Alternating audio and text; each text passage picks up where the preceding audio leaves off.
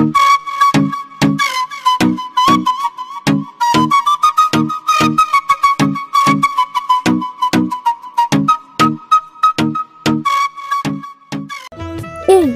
তুই আমার হাত ধরেছিস কেন? কেন আবার?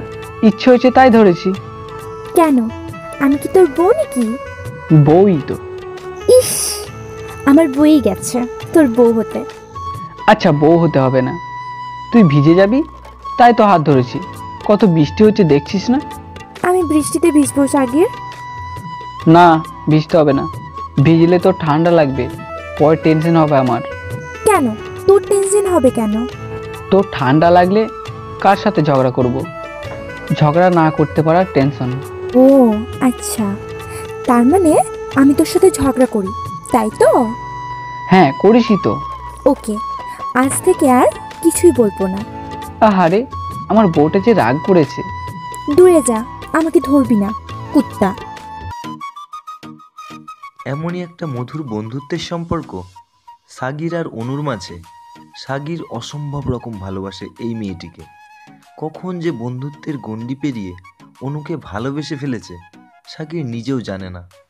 সব সময় অনুকে নানা কাজকর্মের মাধ্যমে বোঝায় কতটা ভালোবাসে ওকে, কিন্তু অনু, সাগির বুঝতে পারে না অনু কি একইভাবে ভালোবাসে ওকে, নাকি শুধুই বন্ধু হবে।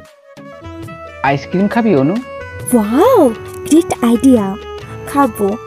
ওকে, তুই তাহলে এখানে দাঁড়া, আমি রাস্তার ওপারে গিয়ে আইসক্রিম নিয়ে আসছি। সাগির শোন। কি? সাগির! অনু হাসপাতালে সাগিরের পাশে বসে কাঁদছে। ওইভাবে পেছন থেকে মাঝ রাস্তায় ডাক দেওয়াই এখন সাগিরের এই অবস্থা। এই ভেবে অনু নিজেকে বারবার ধিক্কার দিচ্ছে। ডাক্তাররা বলছে সিরিয়াস তেমন কিছুই হয়নি, অল্প একটু আঘাত পেয়েছে, আর শরীরের বিভিন্ন জায়গায় অল্প অল্প কেটে গেছে। ব্যথার জন্য ঘুমের ইঞ্জেকশনও দিয়ে দিয়েছে। সাগির ঘুম ভেঙে দেখে অনু পাশে বসে কাঁদছে। কাঁদছিস কেন অনু? সরি সাগির, আমার জন্যই তো এরকম অবস্থা।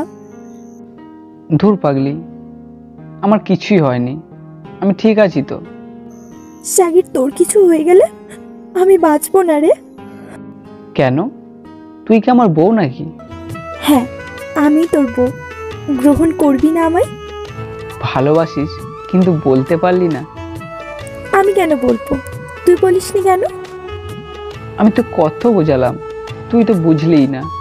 এখন কি ঝগড়া করবি? আমাকে বুকে নিবি না? সাগির দুহাত বাড়িয়ে অনুকে বুকে টেনে নেয়। এইভাবেই তাদের দুজনের ভালোবাসা পূর্ণতা পায়।